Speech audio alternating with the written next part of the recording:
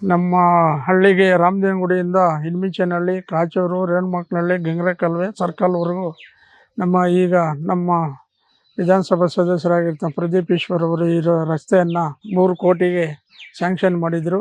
ಈಗ ರಸ್ತೆ ಒಳ್ಳೆ ಕ್ವಾಲಿಟಿಯಿಂದ ಈ ಒಂದು ರಸ್ತೆಯನ್ನು ಮಾಡಿಕೊಟ್ಟಿದ್ದಾರೆ. ನಮಗೆ ಮೊದಲು ಸುಮಾರು ಒಂದು 10 ವರ್ಷದಿಂದ ರೋಡು ಹದಗೆಟ್ಟೋಗಿತ್ತು, ಗುಣಿಗಳು ಬಿದ್ದಿತ್ತು, ಸುಮಾರು ಜನ ಬಿದ್ದೋದ್ರು. ನಮ್ಮ ರೇಣುಮಕ್ನಹಳ್ಳಿ ಗ್ರಾಮಸ್ಥರು ಈ ರಸ್ತೆನೇ ಬಿಟ್ಬಿಟ್ಟಿದ್ವಿ ಓಡಾಡೋಕ್ಕಾಗ್ದಿರ. ಹಿಂಗೆ ಗಂಗ್ರೆಕಲ್ಲು ಸರ್ಕಲ್ಗೆ ಹೋಗಿ ಗಂಡ್ಲಹಳ್ಳಿ, ಜಡೇನಹಳ್ಳಿ ಹಿಂಗೆ ಹೋಗೋಕ್ಕೆ ಸ್ಟಾರ್ಟ್ ಮಾಡ್ಕೊಂಡಿದ್ವಿ. ಈಗ ನಮಗೆ ಒಂದು ರಸ್ತೆ ಮಾಡಿಕೊಟ್ಟವ್ರೆ. ಇವಾಗ ನಮಗೆ ಒಳ್ಳೆ ಸುಗಮವಾಗಿ ಓಡಾಡೋಕ್ಕೆ ಅನುಕೂಲ ಆಯಿತು.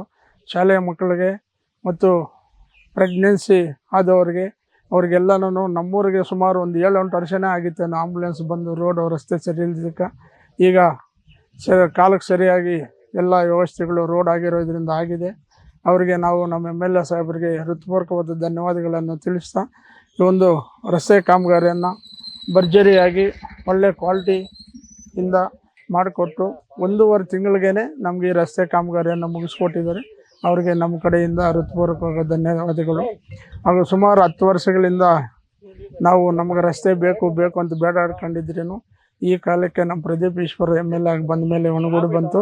3 ಕೋಟಿ ಹಾಕಿ ನಮಗೆ ಈ ಕಾಮಗಾರಿಯನ್ನು ಮಾಡಿಕೊಟ್ಟಿದ್ದಾರೆ. ಅವರಿಗೆ ದೇವರು ಭಗವಂತ ಚೆನ್ನಾಗಿ ಕಾಪಾಡಲಿ ಅಂತ ಹೇಳ್ಬಿಟ್ಟು ನಾವು ಪ್ರಾರ್ಥನೆಯನ್ನು ಮಾಡ್ತಾಯಿದ್ದೀವಿ.